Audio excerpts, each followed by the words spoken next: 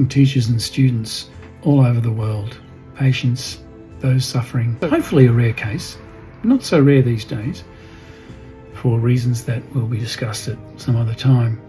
This patient was presented to me via referral from another chiropractor who's very aware of the Atlas work, and he is learning through the Dr. Roy and Matthew Sweat Atlas orthogonal program that I teach in Australia. And she had a poor response to a manual adjustment that was executed with fine skill and technique. And she also had some dizziness symptoms and some unusual symptoms that we usually associate with either brainstem compression or pathology, or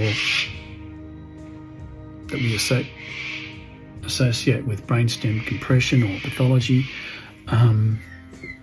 Sorry if you hear cockatoos in the background. This is Australia. Trust the experts. Trust the experts.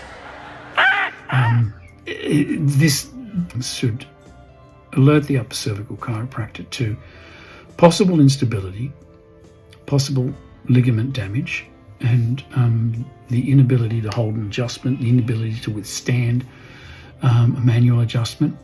Anyway, we got her in and we x-rayed her and we looked at the alignment process. We checked the hypersensitivity of the neck muscles, etc. We also took several dynamic views where we go through the open mouth to see the C2 and the C1 in situ, and also with the dens peg, which is the peg at the top of C2 vertebra. And we moved it to the left and to the right. And so in those situations, the C1 and C2 should track together. They should be married like a very happy, loving couple, with certain characteristics of motion being allowed. And lo and behold, my suspicion was correct, that she'd also had trauma, and that was the key, because pre and post adjustment she wasn't changing.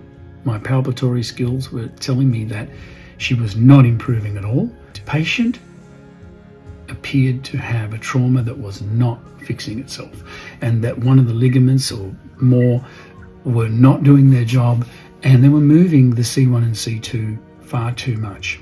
And you'll see in the photos the overhang that I found, and the overhangs that are abnormal. Greater than 2 or 3 millimeters should be treated very, very suspiciously. Anyhow, what was the history? Yes, riding horses, car accidents. Horses, accidents. Horseless carriage and horses. A time-worn way of injuring the neck by accelerating it and decelerating it very quickly. Acceleration, deceleration syndrome, or whiplash. Anywho, the first horse accident was at a very young age. I must have been pre-8 years old, so that would have been the initial injury. I said to her, if you stopped riding there and then and got some correction, you might have never had these problems. You keep riding, you get on, you get, obviously people who just have their kids doing all these traumatic things. And I see it today in soccer players and gymnasts, and where the kid just keeps going and going without proper addressing of symptoms. I wrote a case recently about a female softballer that was very interesting, where she was one of the greatest pitchers I ever met or was ever seen in the sport in Australia.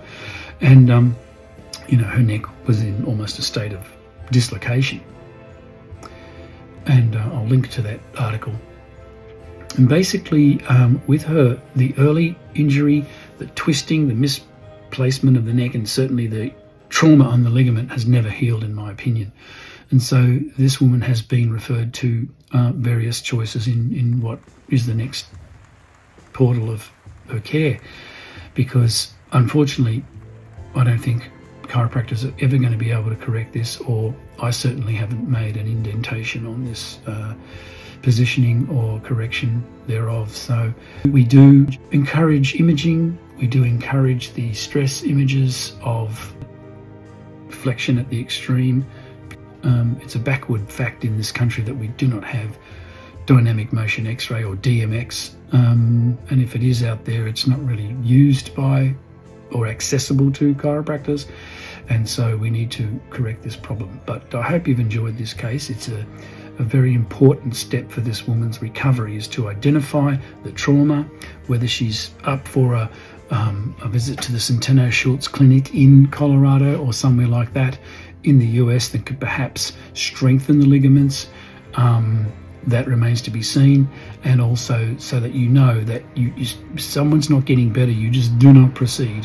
You stop, look, listen, discuss, imaging, and assessment of the integrity of those upper cervical ligaments is part of your job, and it's one of the most important things for putting the person on the right path to their health empowerment.